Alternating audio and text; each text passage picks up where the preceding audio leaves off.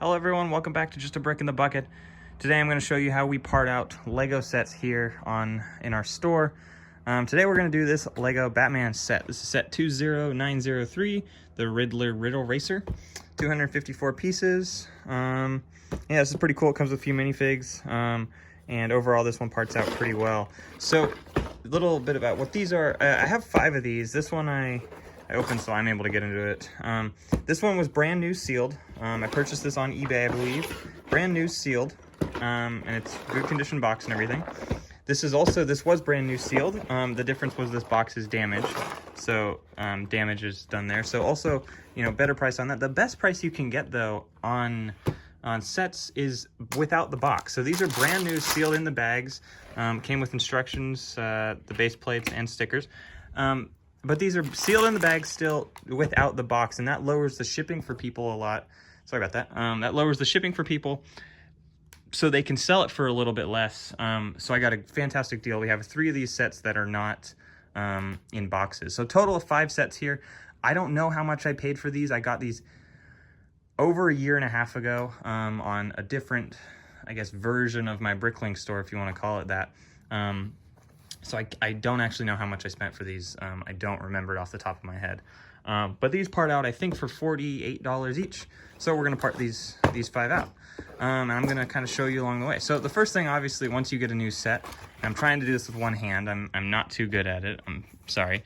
Obviously, you got to empty it all out. So you got to take everything out, get the bags out, the instructions out, and make sure your box is totally empty.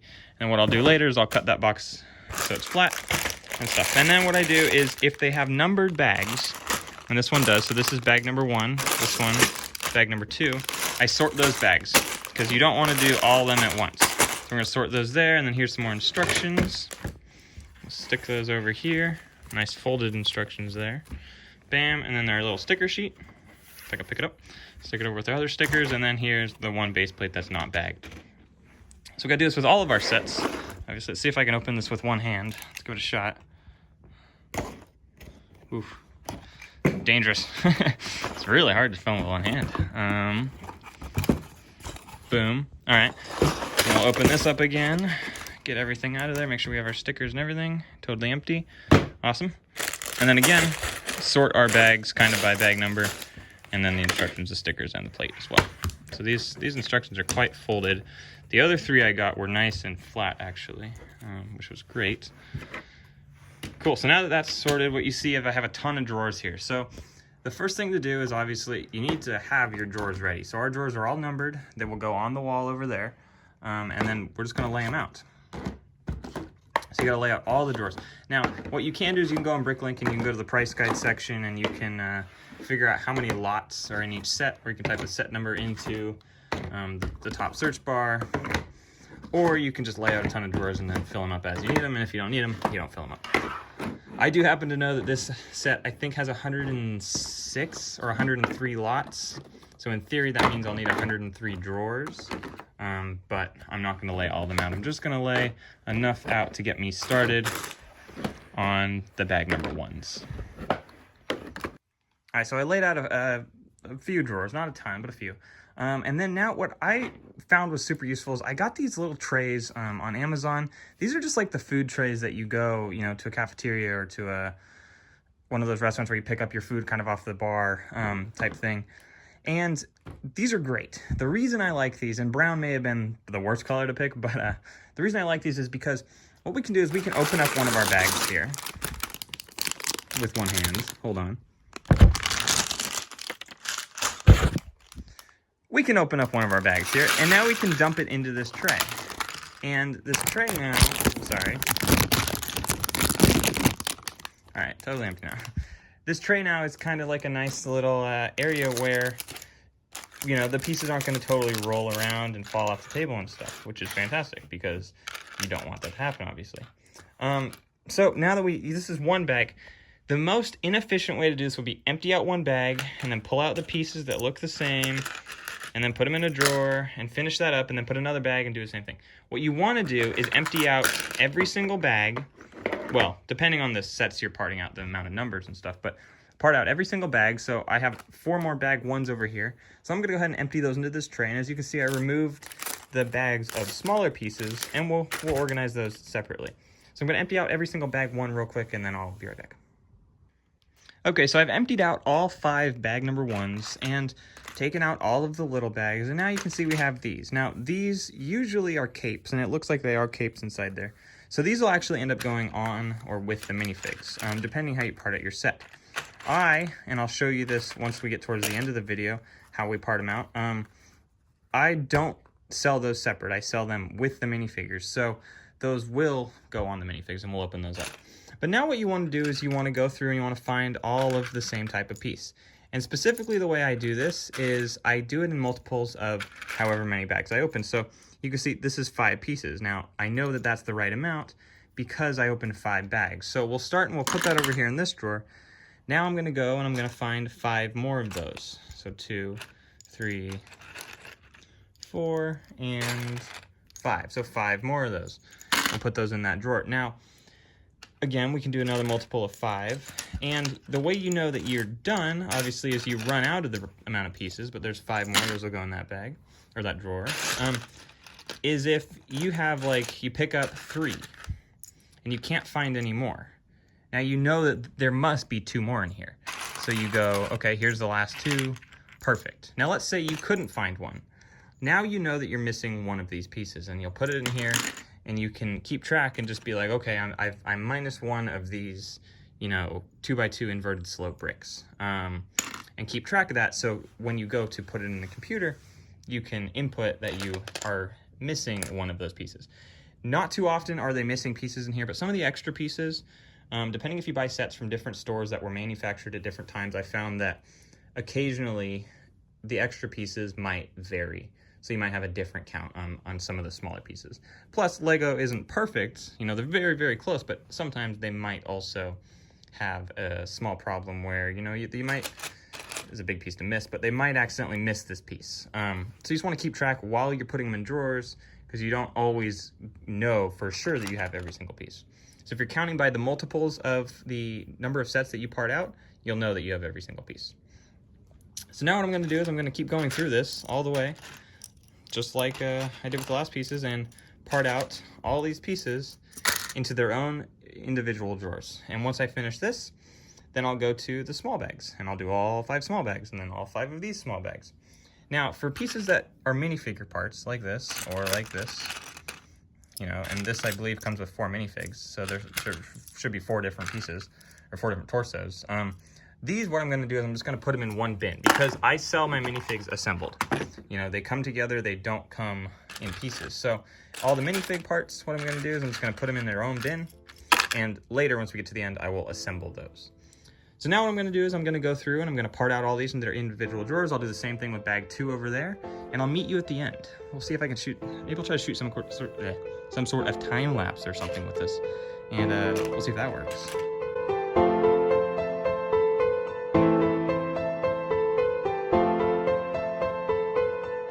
Here is something you have to pay attention to when you're parting out sets, are these pieces.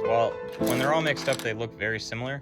Some of these are actually left angled and some of them are right angled. So you have to make sure you organize and know which sides go which, and part those in separate bins, so when someone orders them, you don't actually give them this piece when in reality they wanted this piece.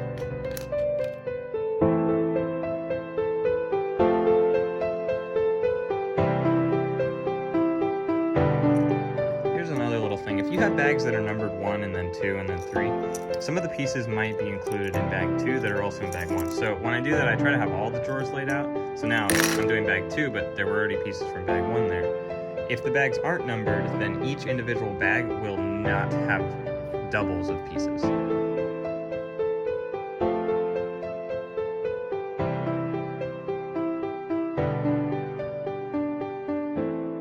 So as you can see, we've parted out all the pieces now, all over the table in separate drawers. So as you can see, obviously this is a very drawer or storage intensive process. Now, we were lucky that all these drawers go to 2 more, what is it called, cabinets on the wall there that don't yet have drawers in them. That's a separate set over there. But these over here all go into those 2 bins, or those containers. So if you didn't have drawers, or you didn't have enough empty drawers, some of these pieces will go into the wall or places on the wall that we already have these pieces. So you can also use the like to-go containers from stores, or like the what are they? They're like plastic, I guess like sandwich containers. They stack really well for storage, but they also, you can put a ton of pieces in them and then put them wherever you need to from there. But now that all the pieces are sorted, we need to figure out the minifigures. So this part is a little bit difficult, especially if you don't know the set very well, or like the series of what the set is. So obviously Batman is what this one is. So these we could probably figure out, but the best way to do it to be 100% sure is to go over to BrickLink. And what you're gonna do on BrickLink is you're gonna start in this top search field, and I will zoom in a little bit here just so it's easier. And you're gonna type in the set number. In this case, it's 70903. And you can see this is the Riddler Riddle Racer. It's hard to say that 3 times fast. Anyway, click on that and it'll bring you to the actual page. Now, we don't want to click add to my inventory. Reason being, if we do click this, it'll add the entire set to our inventory. What we want to do is click the part out button. So if you click that part out button, now you're given this new page. And this is another page you can get to a different way, but the easiest way is to find the set and then click part out.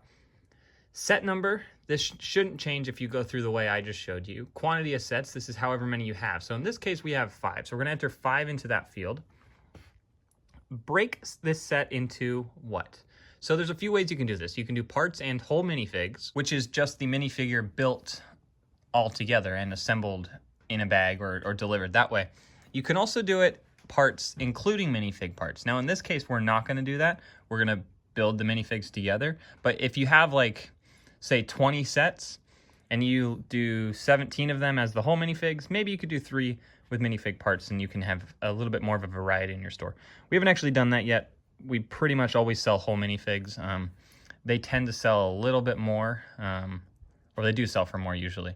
But again, if you have like I don't know, let's say 90 of Emmett or something from the Lego movie, you know, maybe he's not super popular, so you could part him out and then you're just selling the torso, the legs, the head, and the hat or hair piece.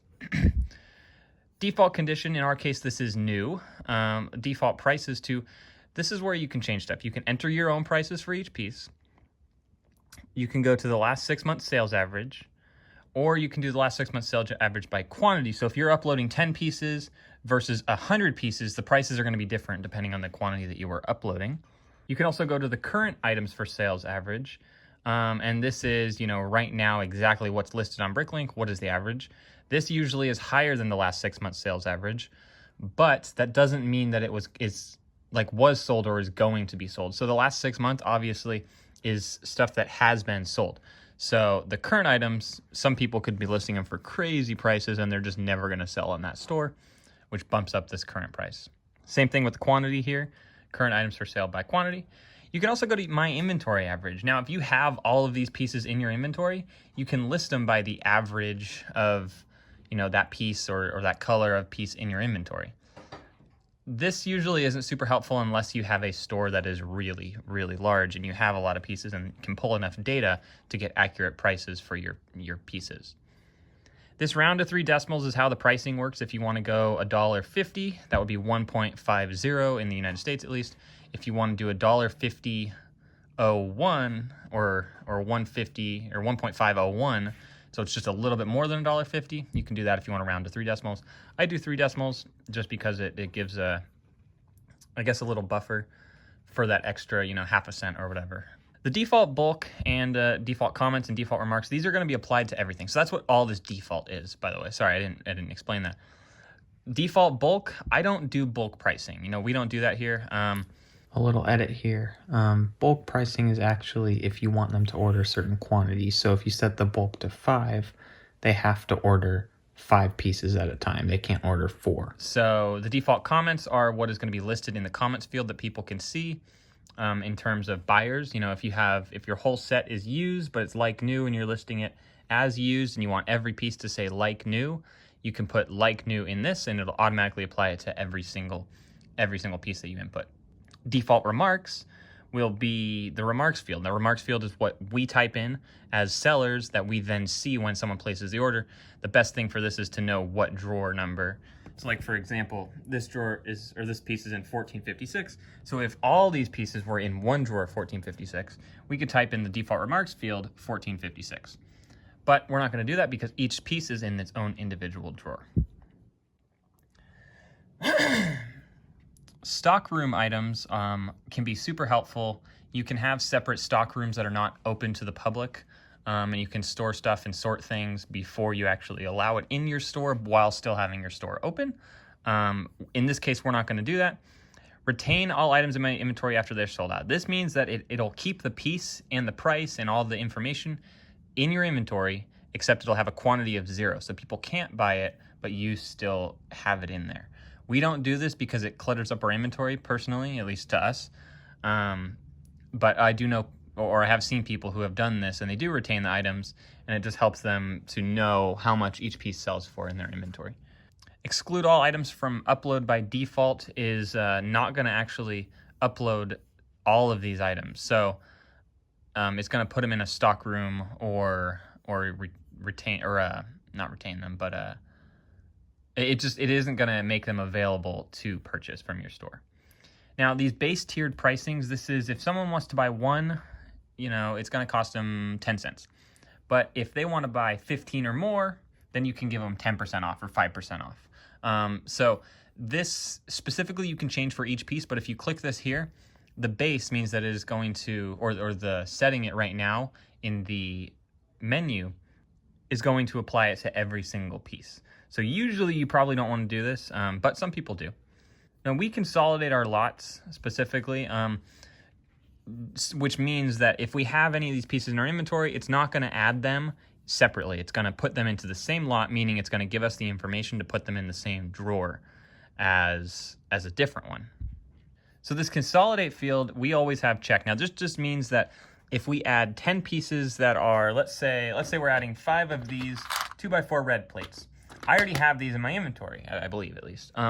Now this consolidate just means instead of separately inputting those 5 pieces, it's going to add them to the quantity that I have in a separate drawer, a separate storage container.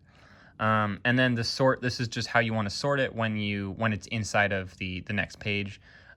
We just do it by color. It's color, and then it's alphabetical by the color. So black will usually be first, and then you usually have your blue, and so on.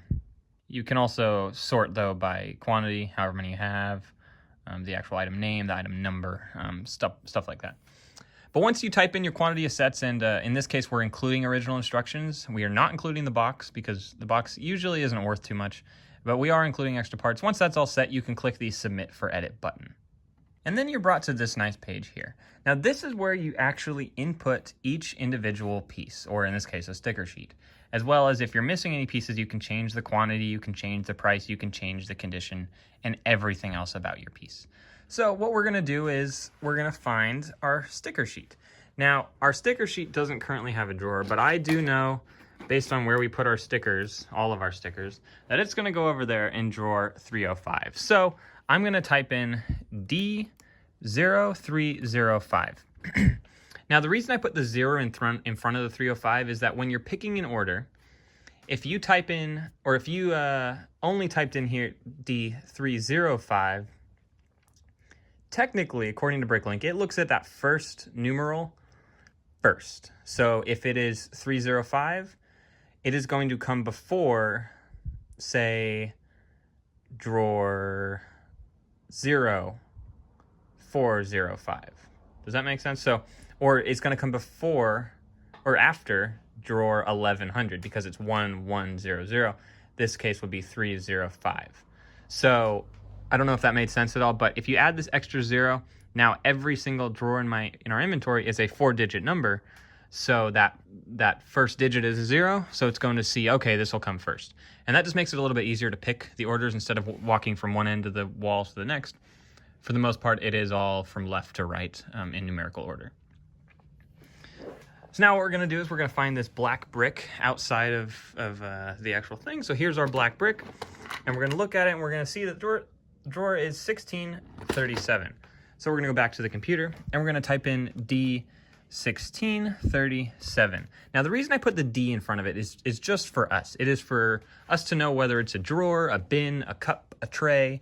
So the letter is what it means. So in this case, they're all drawers. They're in D. But if we were to put it in a bin, like over there on the wall, then it would be a B because those are bins. And if it was going to go into a tray over there, that'd be T for tray, or C for cup up top over there. But in our case, the D is perfect because that is what we're inputting into right now. Now, what we do have is a barcode system on back, but the majority of people aren't going to have a barcode system on back. That makes this whole process a lot faster. So this is kind of the default way to do that. You find the piece. So we're going to find this black minifigure utensil. I always thought it was a little plate, but apparently not. And you're going to click the remarks field, and then we're going to go find that piece, wherever it is, and here it is. And we're going to see that that is drawer 1735. Back to the computer and type in D1735. So what we're going to do is we're going to go all the way down, except for those pieces that we see we already have in our inventory. Now, the reason we see this thing is because we clicked that consolidate lots. So what we do here is absolutely nothing. The quantity is already the default. It's going to be 5 times however many comes in each set. And the options here are going to be set as whatever you set in the other thing, in that first page. So the remarks field, you're going to leave blank. So we won't touch this one. We won't touch this one. We won't touch this one. And then we'll go back to this one. Now, the reason we don't touch these is because on the following page after this page, it'll say this piece, these 2x2 black plates, are specifically in drawer, and then it'll tell us where it's located. Meaning all we have to do is add these to that other drawer, and it automatically changes the quantity to 5 additional pieces in that drawer. So what I'm going to do here is I'm going to go through and I'm going to add my remarks to every single piece here, and then we're going to come back to the minifigs that we never put together. Okay, so I just finished inputting all the pieces here. So every piece that I have or don't have in my inventory has a remark, and every piece that is already in my inventory does not have a remark. So I've separated it out here. These are the pieces that I do not have in my inventory that are going to go on the wall. These are the pieces over here that are in my inventory that will have to be consolidated with another lot on the wall. So now we're finally down to just the minifigs. So if we go back here to the computer, you can see this is the picture of exactly how they're going to be sold. So by clicking on the picture, it makes it bigger like this. So you can see Batman comes with his cape, his helmet, his belt, and then of course his head, torso, and legs. So now we can go over here and we can find the pieces for Batman. Now I know specifically it's this piece, this, and then you need to put the belt in between there. And then we have to find Batman's head, which I've organized, which is this one over here. And then we'll build Batman. And we'll do this for every single minifig. So you can see for Calendar Man, he has another cape, and those capes again come inside of these little cardboard boxes here. So we'll open these up. I'll open one of these right now so you guys can see. Opened it terribly, but that's not the point. So if you take it out, you can see this is these are the things for Calendar Man, and then this is Batman's cape, and then the box itself is just trash. So this will go on Batman. The way we do it specifically is we don't necessarily put the capes on. We'll put them in the bag with the minifig. So whoever buys them can assemble the cape and put it on, but it makes it a little easier and it doesn't ruin the cape as well. And then this is Calendar Man's. Again, this will go in the bag with him. So we're going to do this and we're going to look through and go through every single minifig, see exactly how they're built. This one has, you can see he has a backpack thing, or a little, something that goes on his top of his torso, in between his head and the torso. And then he also has a helmet and his visor there. For Magpie, she has this, I guess, chest piece. It goes again between the head and the torso, and then this piece is a piece that was in the drawers, so we'll have to take it out and make sure we have that piece. And then again, these leg pieces is actually a printed slope, 2x2x2 slope, piece like this, if it would focus, there we go. And those is kind of like a dress piece. So we're gonna go through and we're gonna assemble every single minifig, and then we can put the remarks field as to where they're actually stored. Okay, so I finished assembling all the minifigs, and as you can see, they're all individually bagged. Again, like the Batman minifig, he has his cape in there with him, but his cape's not on. Same with, I think it's Calendar Man. Cape is in there, but not on. So what I'm gonna do now is I'm gonna put all of these, you know, the way we're storing minifigs, at least for now, is in these bins. So this is B32. We're gonna put all these guys in there. Boom. And then we're gonna go back to the computer and we're gonna type in B32 on all of these remark fields for the minifigs. And then the last thing we have to do here is input where we want the instructions to be. Now, instructions for us don't sell, so what we do is we always mark the price at 1 cent. So we have the highest possibility of anyone buying them. And in this case, these instruction booklets, we have the 5 of them. They're gonna go over here into B36. So go back to the computer and type in B36. So then what I like to do is I like to scroll through and just check every single remarks field for the pieces that are not yet in my inventory and just make sure that they all look to be a drawer that we have or a possibility.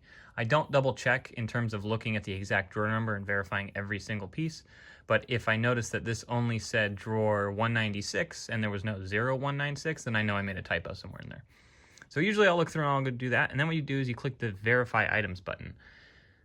And if this happens, which does seem to happen quite a bit, all you have to do is go back. So if you go back to the page before, then all the fields, at least on Safari on Mac OS, they stay filled in, as well as the quantity and any changes that you made. If you made a check, or if you checked the checkbox, and it would stay the same. And then if you click Verify once again, usually it works the second time. Sometimes you have to do it 3 times, and that's usually that happens if you're on this page for too long and you're just doing random stuff on that page and it has like timed out.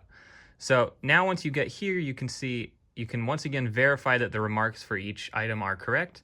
And this is where you see where any pieces that you already had in your inventory belong. So in this case, what we're gonna do is we're gonna go over here and we're gonna find this piece, which is the little batarangs.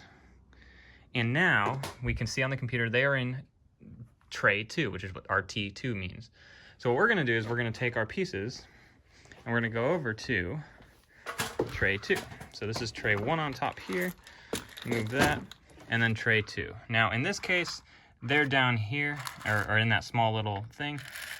We'll put them in there for now, but realistically that'll probably get its own drawer eventually because there are enough of those now.